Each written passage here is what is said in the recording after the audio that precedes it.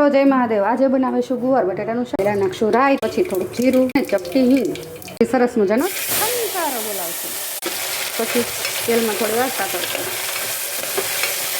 પછી ચપટી હળદર, ચપટી ધાણા જીરું, પછી નાખશું લસણવાળી ચટણી, હલાવી નાખશું સરસ મસાલો, પછી થોડુંક સોલ્ટ, ઉપરનું ઢાંકણ। આપણા ભાત બનીને તૈયાર છે।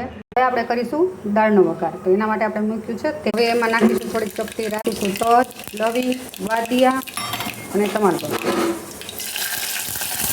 નાખશું થોડાક મીઠા લીમડાના પાન, ચપટી હિંગ સાથે હવે કરશું દાળનો વઘાર। નાખીશું ટમેટા, મરચું અને થોડીક વાલી કોથમરી, થોડીક હળદર, થોડુંક લાલ મરચું। ઉનાળો છે એટલે ગરમ મસાલો તો નહીં આવે, તો નાખીએ છીએ ગોળ। તમે શું નાખો છો?